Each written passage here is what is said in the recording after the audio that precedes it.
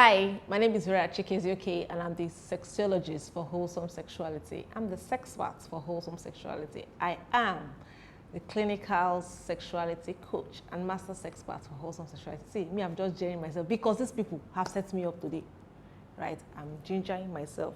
But first, subscribe, like, share. Let's talk about sex.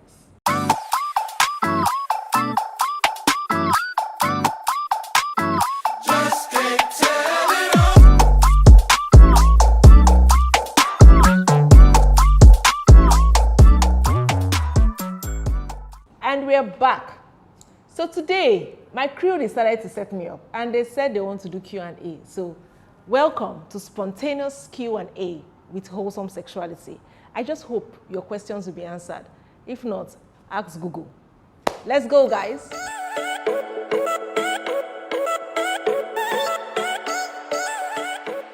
So you see, because I said they should ask me a question now, they didn't start from primary school, what is sex, how to have sex. They now started from JAMB. No problem, I will answer. How long should sex last? Sex should they want to finish me. Sex should last as long as both parties are satisfied.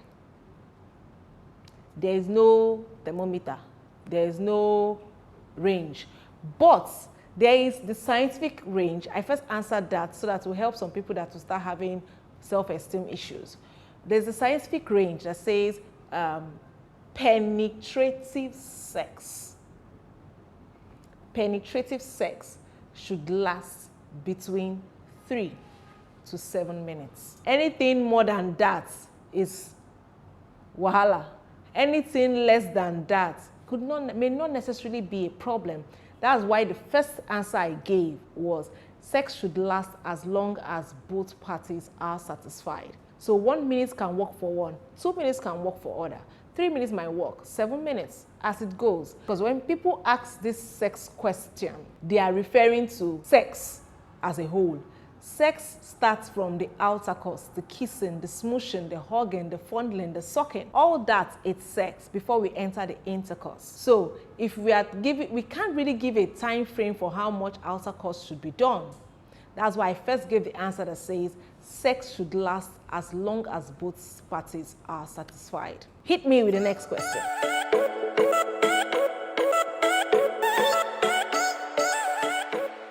When I said these people should ask me questions, I did not know that they plan me.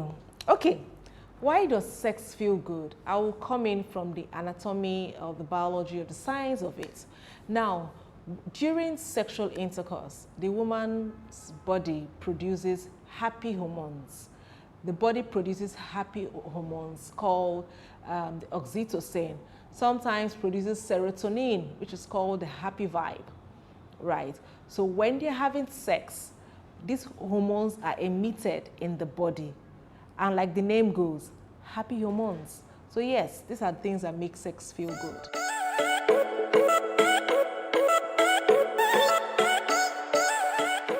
I don't know who you are dreaming of or what you are dreaming of, but sex is not a dream activity. It involves two people, human beings, man and woman, having sex. Whatever you're doing in your dream is your imagination. I don't know what you're doing.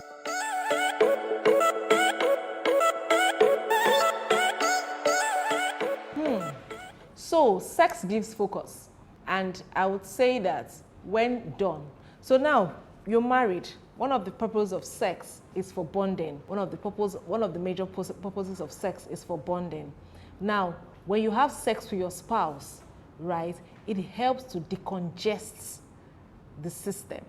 It helps to decongest your nerves. It helps to decongest your body, thereby helping you maintain focus. So when you have good sex with your spouse, it can be translated that you and your spouse are one concerning a particular issue, or are on the same page, or you are in a happy place. When you are happy, inspiration comes. When you are focused, or when you are bonded, properly bonded with your spouse, when you know that your home front is well covered, you will be focused. Inspiration will come and you'll be able to face issues head on. So yes, it can be said that good sex brings inspiration. Next question.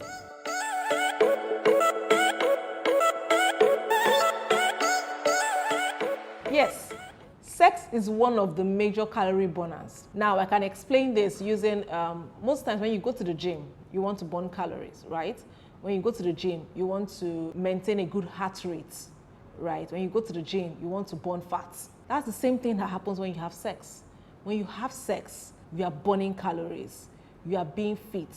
You are maintaining a good heart rate. You are learning to maintain good stamina. So yes, sex is also a form of exercise.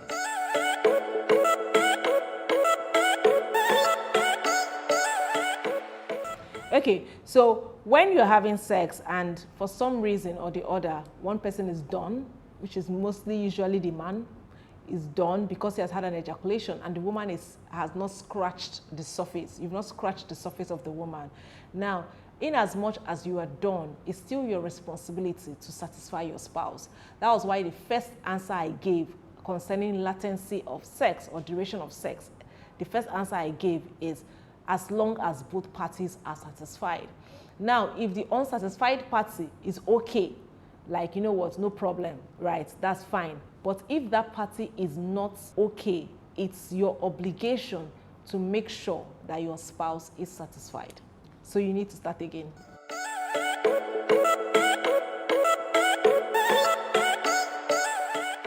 So there are different positions for sex. I have a video on sex styles. I call it the change of style. There are different positions for sex, right? Is there a best position? No. There is a best position for you and your spouse. So you just need to find that position and explore it. Now, I can give an instance with the missionary style. You might like the missionary style, right? Your spouse might like the missionary style and it's beginning to get boring, right? But how can you tweak the missionary style a bit? You can lift one leg, you have changed the sensation, you have changed the style. You lift the second leg up, everything has changed. It's the same missionary, but something has tweaked inside of it. So there's no best sex style, but there are best or there are good sex styles for different seasons. Now, there are good sex styles for pregnant women. There are good sex styles for women trying to conceive.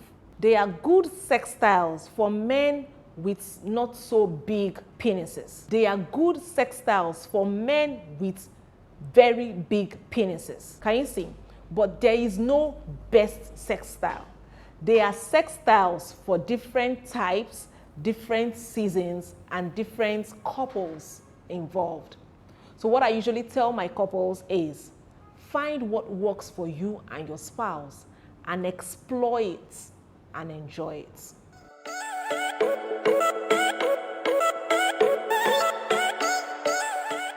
Your question basically is on oral sex. Is oral sex a sin? I have a video down the line that talks about sex toys, oral sex, sex toys, and other unspeakable things. So go and watch that video. Then the question about is it dangerous? Is oral sex dangerous? Oral sex has its detriments. Oral sex has its disadvantages. So I will rephrase that question as, can you contact an infection with oral sex? Yes, you can. Now, if the person you are giving oral sex to, now this is for people that are not maintaining, are not faithful to their husbands or their wives. Because I answered this question on Instagram and somebody came for me and said, what do you mean? What do you mean? What do you mean that because they asked me, what way do you prevent sexually transmitted diseases after sex? And my response was, the surest way to prevent sexually transmitted diseases is to be faithful to your spouse. Now, if I'm faithful to my husband and my husband is faithful to me, where is the infection going to come from? So long as it's between I and my husband or you and your spouse, there's no external person. There's no way by which the infection can come in. The sexually transmitted infection. Because somebody else came to argue that you can get STIs without having sex. And I'm like, the S in STI is sex. That means that the way to get sexually transmitted infection is to have sex. So the only way to prevent it is being faithful to your spouse. So long as you and your spouse maintain being faithful to each other, then there is no room for the infection to come in. Now, I will also go into personal hygiene.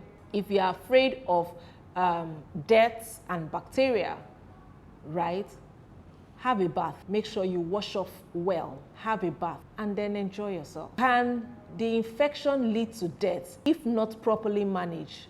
Just as if, because some people with headache, some people die of headache, some people die of something that somebody else will just have and treat and move on. Somebody else will have it and die. So yes, if it's not properly treated, yes.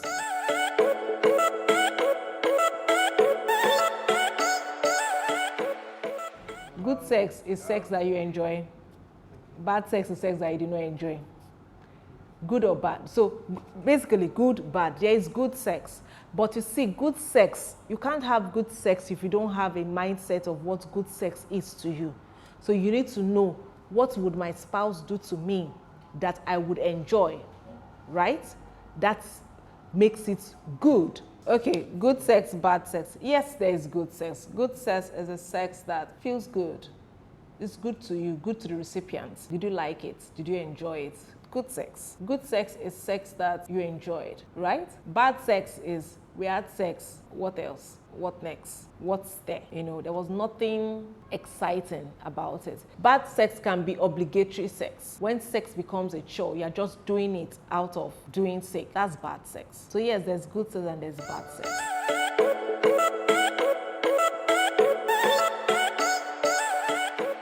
For a man, no matter the mind he is in, if your wife pass and she wants, you go do. If the wife does not even want self, the man wants, he will do. Men can separate their emotions from their actions. Men can say, men are logical, women are emotional. So basically, yes, a man can have sex without his emotion, but a woman having sex without her emotions is dangerous. She will begin to feel used. She will begin to feel inactive.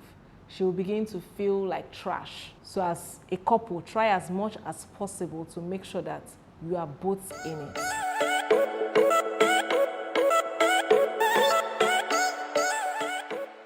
It's not normal not to feel anything during sex.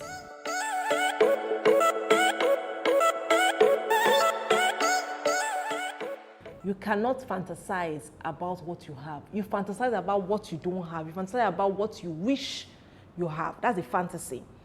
Fantasy is not about, you can't be saying I'm fantasizing about your husband. It's, those two English does not make sense. You fantasize about what you don't have. I have a Nokia 3310 and I sit down and start imagining of things I will do when I have an iPhone 35 or iPhone whatever. That's a fantasy. You fantasize about what you don't have, not what you have. So when you say that you are masturbating and you are having an image of your husband while masturbating, it's a lie. It's not your husband. It's not possible, right? In the context of fantasies, it's not possible, right?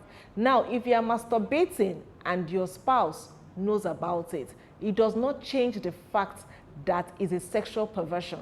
It does not change the fact that you are defiling your marriage bed. So basically your question is, consented masturbation.